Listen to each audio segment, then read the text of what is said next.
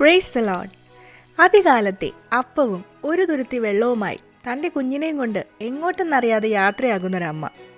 എങ്ങോട്ട് പോകണമെന്നറിയാതെ ആ അമ്മ തൻ്റെ കുഞ്ഞിനെയും കൊണ്ട് ബർഷേബ മരുഭൂമിയിൽ ഉഴന്നു നടന്നു. തൻ്റെ മകൻ്റെ മരണം കാണേണ്ട എന്ന് പറഞ്ഞു ഒരമ്പിൻപാട് ദൂരത്തിരുന്ന് കരഞ്ഞു. ദൈവം ബാലൻ്റെ നിലവിളി കേട്ടു. അവൻ്റെ അമ്മയുടെ കണ്ണു തുറന്നു. അവളൊരു നീരുറവ കണ്ടു. ദൂതൻ പറഞ്ഞത് ബാലൻ്റെ നിലവിളി ദൈവം കേട്ടിരിക്കുന്നു എന്നാണ്.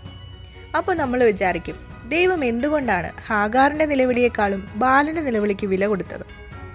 ദൈവത്തിന് കുഞ്ഞുങ്ങളോടാണ് ഏറ്റവും പ്രിയം.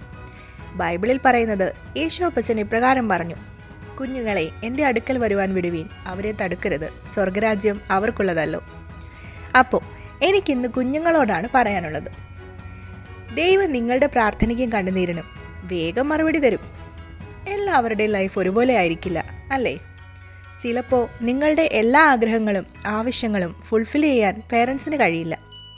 അതവർക്ക് നിങ്ങളോട് സ്നേഹമില്ലാഞ്ഞിട്ടല്ല, അവരുടെ സിറ്റുവേഷൻസ് കൊണ്ടാവാം.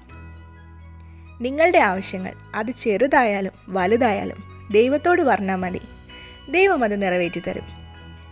നമുക്ക് സ്വർഗത്തിലൊരപ്പനുള്ളപ്പോൾ ഈ ഭൂമിയിൽ നമ്മുടെ പേരൻസ് എന്തെങ്കിലും ചെയ്തു തന്നില്ല, അല്ലെങ്കിൽ നിങ്ങളുടെ ആവശ്യങ്ങൾ നിറവേറ്റി തന്നില്ല എന്ന് പറഞ്ഞ് അവരോട് വഴക്കിടാൻ നിൽക്കരുത്. ദൈവത്തിന് വിശ്വസ്തയുള്ള കുഞ്ഞുങ്ങളായി, യേശോപ്പച്ചന് പ്രീതിയുള്ളവരായി, യേശോപ്പച്ചന് പ്രയോജനമുള്ളവരായി വളർന്നു വരുവാൻ ദൈവം നിങ്ങളെ എല്ലാവരെയും സഹായിക്കട്ടെ. അപ്പോൾ ഗോഡ് ബ്ലസ് യു ഓൾ.